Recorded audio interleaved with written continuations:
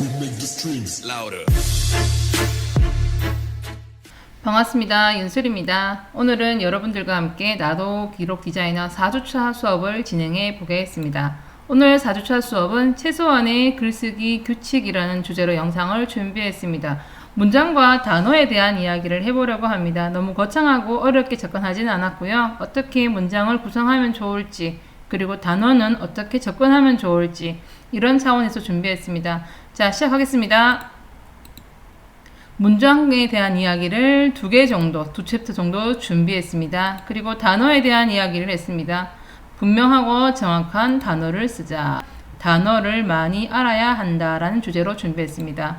최소한의 글쓰기 규칙, 이것만은 확인하자. 첫 번째로 소개하는 것은 주어와 서술어 호응입니다. 글쓰기 완전 정복이라는 책에 나와 있는 건데요. 여러분 한번 보겠습니다. 소년이 달린다. 바다는 정말 아름답다. 쉽죠? 금방 이해가 됩니다. 주어 하나, 서술어 하나. 하지만 이런 문장이 있을 수 있겠죠. 주목나무에서 나오는 독성 물질은 치명적이지만 이 물질에서 항암 치료제의 원료를 추출하는 데 사용한다. 뭐가 이상하죠? 뭐가 이상할까요? 일단 문장이 너무 길어요. 길다 보니까 주어와 서술어 호응이 맞지 않아요. 그러면 이런 경우엔 당연히 조금 잘라야 되겠죠. 자르거나 구체적으로 명시를 해야 되겠죠. 자, 하나씩 한번 수정해 보겠습니다.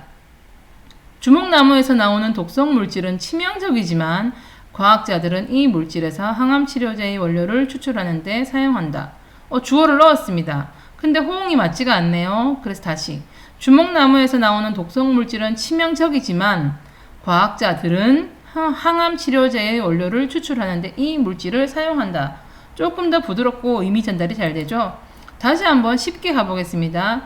주목나무에서 나오는 독성 물질은 치명적이지만 항암 치료제의 원료를 추출하는데 사용된다.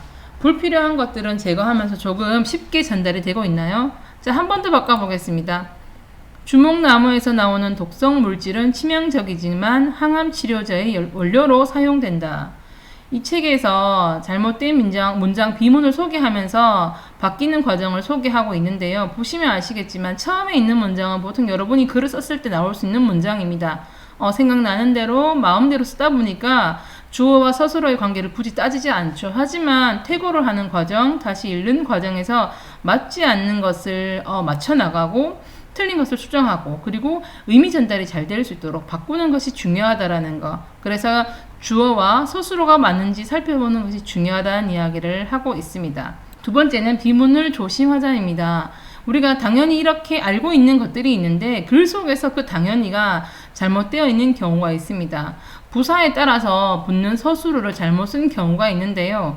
왜냐하면 뭐뭐 때문이다, 결코 뭐뭐이 아니다가 이런 식으로 우리가 연관되어서 알고 있는 것들, 연관되어서 자연스럽게 넘어갈 수 있는 부사와 동서술어들이 있죠. 그런데 이런 경우 차마 할 수 없다인데 차마 할 수 있다, 별로 좋지 않다인데 별로 좋다라든가 이런 식으로 부사와 서술어가 호응이 잘 맞지 않는 경우, 그런 경우도 있고요. 영어를 해석하던 방식이 좀 있다 보니까 영어 표현 그대로 씁니다. 그래서 나의 살던 고향은, 내가 살던 고향은 과학과 기술 분야에 있어서, 과학과 기술 분야에서 회의를 가졌다, 회의를 했다, 영어에 흥미를 갖게 되었다, 영어에 흥미를 느꼈다. 이 장서하나 선생님의 교실 밖 글쓰기란 책은 아이들을 위해서 혹은 부모들을 위해서 글쓰기 관련해 가지고 정보를 담고 있는데요. 여기 보시면 우리가 무심히 쓰고 있는 것들 중에서 영어식 표현이 되게 많다는 거, 그런 것에 대해서 우리가 내 글에도 혹시 그런 것이 없는지를 살펴보는 게 중요하다는 게 2번 비문을 조심하자에서 제가 알려드리고 싶었던 겁니다. 세 번째는 마음을 뺏기는 글쓰기 전략이라는 책에서 제가 가져온 건데요. 단어에 대한 이야기를 할 겁니다. 저속어, 첨가제 같은 단어는 피해라라고 되어 있는데요. 극혐, 먹스타그램, 뇌생남, 심쿵, 배댓. 사실 지금은 이 단어들을 받아들이는데 이해하는데 문제가 없습니다. 하지만 책으로 남아있고 글로 남아있는 경우에 이 단어를 모를 수도 있고 경우에 따라서는 오타라고 이해하는 경우도 있습니다. 그러므로 분명하고 정확한 단어를 쓸 필요가 있습니다. 두 번째는 이 책에서 소개하는 것이 또 특이한 것이 무엇이냐면 기계에게 쓰는 말을 사람에게 쓰지 말자라고 되어 있습니다. 볼륨을 좀 낮춰 라는 말 대신에 목소리를 좀 줄여. 절전 모드 라는 말 대신에 휴식 중을 써라는 건데요. 일반적으로 우리가 기계한테 사용하는 말을 사람에게 쓰는 내가 평소에 그런 말을 자주 하다 보니까 자신도 모르게 그래서 그렇게 드러나는 경우가 있다는 거죠. 그래서 사람을 대상으로 할 때는 사람에게 맞는 말을 사용하자라고 하는 것이 두 번째였고요. 세 번째는 좀 동사에 대한 이야기인데요. 가슴에 넣은 글자보다는 가슴에 새긴 글자가 여러분 느낌이 더 새롭게 다가오죠. 바람이 불었다 하고 바람이 휘몰아쳤다는 완전히 다른 느낌입니다. 다른 단어, 꼭 필요한 단어를 넣는 것이 중요하다라는 거, 그리고 허약한 느낌보다는 강한 느낌의 의미를 제대로 전달할 수 있는 그런 단어를 쓰는 것이 중요하다는 것이 세 번째 메시지였습니다. 마지막은 문장 강화라는 책에서 말을 많이 알아두자라는 주제로 제가 선택한 것입니다. 유일어라는 것이 나오는데요. 제가 한번 읽어보겠습니다. 유일어란 그 중에 골라진 말, 최후로 선택된 말임에 틀림없다. 자기가 아는 범위에서 하나를 선택했다고 유일어가 되는 게 아니라는 겁니다. 비슷한 말을 모두 모아놓고 그 중에 하나를 선택하는데 거기서 유일어의 의미가 있다는 겁니다. 자, 보겠습니다. 여러분, 비가 온다, 비가 뿌린다, 비가 내린다, 비가 쏟아진다, 비가 퍼붓는다. 완전히 다르죠? 오는 것과 퍼붓는 것은 다르니까요. 그런 것처럼 여러분들이 그냥 쓴 단어, 오늘 괜찮은 것 같아라고 쓴 단어 말고 그 단어를 대체할 단어가 없는지 고민해 보시는 게 글쓰기를 보다 잘하는 방법이라고 생각합니다. 마무리하겠습니다. 여러분, 오늘 4가지를 말씀드렸습니다.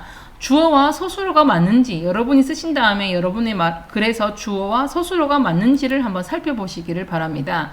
두 번째는 여러분이 무심코 쓰는 말, 내가 생각나는 대로 적었는데 맞지 않는 경우가 있다는 거죠. 차마 뭐뭐 하지 않을 수 없었다. 인데 차마 뭐뭐 했다. 별로 좋지 않다인데 별로 좋았다. 이런 식의 문장들이 있을 수 있다는 거죠. 이런 오류를 찾아내는 것, 문장에서 오류를 찾는 작업에 대해서 이야기를 해드렸고요. 세 번째와 네 번째는 단어나 어휘에 관한 이야기였습니다. 여러분이 글을 쓴 다음에 혹은 글을 쓰는 과정에서 강한 것, 이것보다 더 분명하게 전달할 수 있는 단어는 없을까? 그런 고민을 계속 해보면서 글을 쓰시면 글쓰기 실력이 향상됩니다. 오늘도 여러분에게 글쓰기 과제를 하나 드리겠습니다. 내가 가진 좋은 습관은 무엇인가? 사람마다 좋은 것도 있고 나쁜 습관도 있겠지만 개인적으로 좋은 습관, 이거는 괜찮다고 생각하는 것이 있을 것 같아요. 거기에 대해서 천천히 한번 적어보시면 될 것 같아요. 그 습관으로 인해서 내가 어떤 도움을 받고 있는지, 그래서 어떤 만족감을 느끼고 있는지, 그런 식으로 글을 만들어 나가시면 좋을 것 같습니다. 언젠가는 여러분의 글을 만날 수 있는 시간이 오기를 기원하겠습니다. 자, 오늘도 마무리하겠습니다. 글쓰기는 글을 쓰는 사람을 위해 가장 먼저 쓰입니다.